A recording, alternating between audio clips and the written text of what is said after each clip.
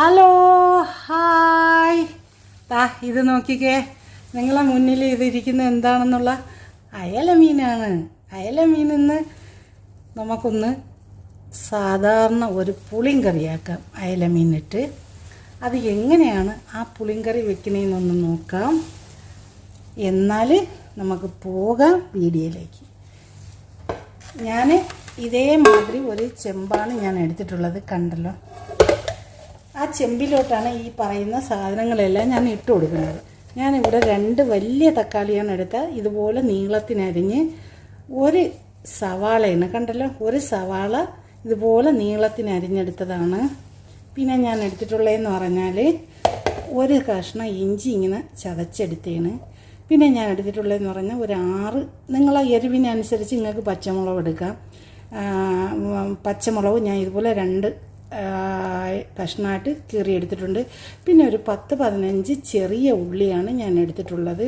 അപ്പം ഈ ചെറിയ ഉള്ളി ഇടരുത്, ചെറിയ ഉള്ളി മാറ്റി വെച്ചിട്ട് ബാക്കിയുള്ള സാധനങ്ങളെല്ലാം കൂടെ ഈ ചെമ്പിലോട്ട് ഇട്ട് കൊടുക്കാം. ഇതാ നോക്കിക്കേ, ഈ ചെമ്പിലോട്ട് മറ്റുള്ള സാധനങ്ങളെല്ലാം കൂടെ ഞാൻ ഇട്ട് കൊടുക്കുന്ന.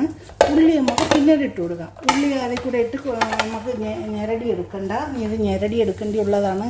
പിന്നെ അതിൻ്റെ മസാല എന്ന് പറഞ്ഞാൽ 2 ടീസ്പൂൺ മുളക് പൊടിയാണ് എടുത്ത. ഓവർ എരിവില്ലാത്തതാണ് ഞാൻ എടുത്തിട്ടുള്ളത്. 1/2 ടീസ്പൂൺ മഞ്ഞൾപ്പൊടി, പിന്നെ 1/2 ടീസ്പൂൺ ഉലുവാപ്പൊടി, ആവശ്യത്തിന് ഉപ്പ്, 1/2 ടീസ്പൂൺ കുരുമുളക് പൊടി. ഇതിനകത്തോട്ട് ഞാൻ ആഡ് ചെയ്ത് കൊടുത്തിട്ടുണ്ട്. നോക്കിക്കേ.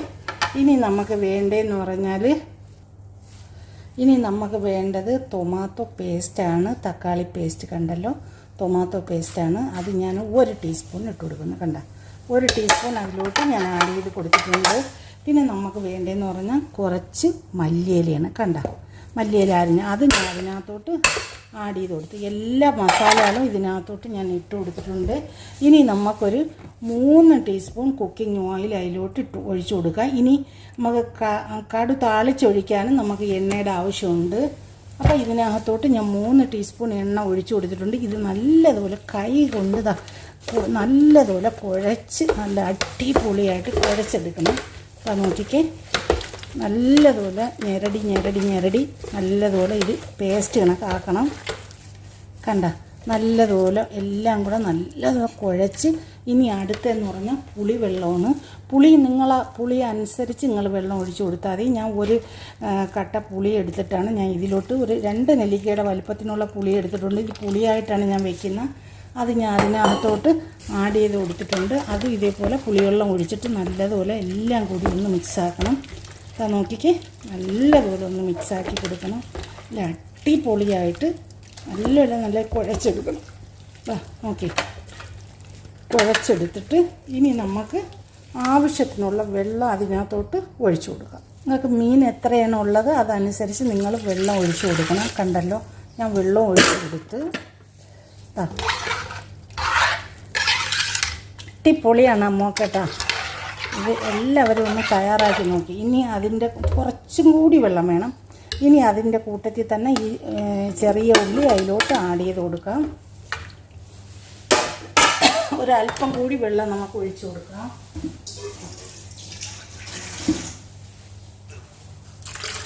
കണ്ട,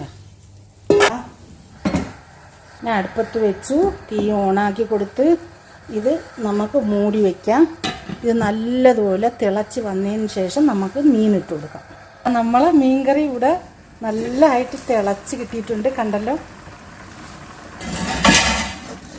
കണ്ട, നല്ലതുപോലെ തിളച്ച് കിട്ടി. അതിനകത്തോട്ട് നമുക്ക് ഈ മീനൊന്ന് ആഡ് ചെയ്ത് കൊടുക്കാം. ബിസ്മില്ല, നല്ലതുപോലെ ഇതിനകത്തോട്ട് മീനൊന്ന് ആഡ് ചെയ്ത് കൊടുക്കാം. ആ ഉള്ളിയുടെയും ആ പുളിയുടെയൊക്കെ മണം നമ്മളെ മൂക്കിലോട്ട് കയറുന്നു കേട്ടോ. മീൻ ഒന്ന് ജസ്റ്റ് നിങ്ങളൊന്ന് 2 വരയായിട്ട് ഇട്ട് കൊടുക്കണം കേട്ടോ. അതിൽ മസാലയൊക്കെ പിടിക്കാൻ വേണ്ടിയേ അതിൽ 2 വരയായിട്ട് നിങ്ങളങ്ങോട്ട് ഇട്ട് കൊടുക്കണം. മീൻ ഇട്ട് കൊടുത്ത് മക്കളെ ഇത് നമുക്ക് ഇനി ഒന്ന് തിളയ്ക്കാനായിട്ട് അങ്ങോട്ട് വയ്ക്കാം. 10 മിനിറ്റ് ഇതൊന്ന് നല്ലതായിട്ട് തിളച്ച് വരുമ്പോൾ ഇതിൻ്റെ മുകളിൽ നമുക്ക് കടു താളിച്ചങ്ങ് ഒഴിച്ചു കൊടുക്കണം.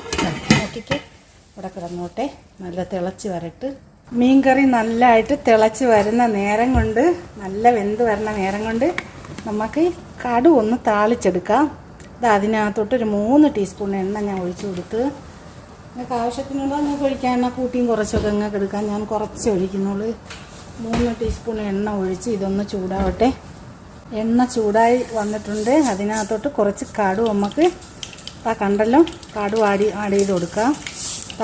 കടു ആഡ് ചെയ്ത് കൊടുത്ത് അതിൻ്റെ കൂട്ടത്തിൽ തന്നെ ഉണ്ട മുളകാണ് ഞാൻ എടുത്തിട്ടുള്ളത്. ഉണ്ട മുളകൊന്ന് ആഡ് ചെയ്ത് കൊടുക്കാം. പിന്നെ ചെറിയ ഉള്ളിയാണ് ഞാൻ അരിഞ്ഞെടുത്തിട്ടുള്ളത്. അതും അതിലോട്ട് ആഡ് ചെയ്ത് കൊടുക്കാം. നല്ലതായിട്ടൊന്ന് വെന്ത് വന്നിട്ട് എല്ലാം കൂടെ നല്ല കളറായിട്ട് കിട്ടിയിട്ട് കറിവേപ്പിലയും കൂടെ ആഡ് ചെയ്ത് കൊടുക്കാം.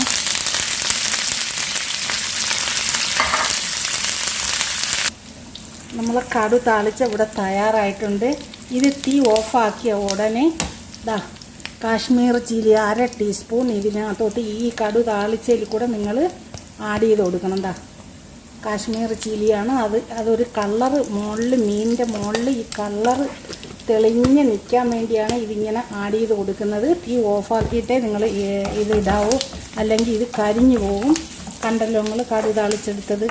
ഇങ്ങനെ കടു താളിച്ചെടുക്കണം. ഇനി ഇതേപോലെ തന്നെ നിങ്ങൾ നോക്കിക്കോളി, ഇതുപോലെ തന്നെ അതങ്ങ് തുറന്ന് മീനങ്ങോട്ട് ഇത് ഞാൻ ഓപ്പൺ ആക്കുന്നു. കണ്ടല്ലോ, ഇത് ഞാൻ ഓപ്പൺ ആക്കുന്നു. മീൻ ഇവിടെ തയ്യാറായിട്ടുണ്ട്.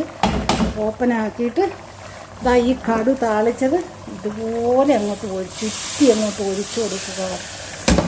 വാവ്, ഇതുപോലെ നിങ്ങൾ കണ്ട മൂടി വയ്ക്കുക. മൂടി വെച്ച് ചെറിയ തീയിലിട്ട് ഒരു 2 മിനിറ്റ് അങ്ങനെ കിടക്കട്ടെ. അതിനുശേഷം നമുക്ക് തീ ഓഫാക്കാം. മീൻകറി ഞാൻ തീ ഓഫാക്കാൻ പോവേന് ഇവിടെ തയ്യാറായിട്ടുണ്ട്. തീ ഞാൻ ഓഫാക്കുന്നു. കണ്ടല്ലോ നിങ്ങൾ അയല മീൻപുളി നിങ്ങളൊന്ന് കണ്ട് നോക്കിക്കേ എങ്ങനെ ഉണ്ടെന്ന്. വാവ്, മാഷാ അല്ലാ.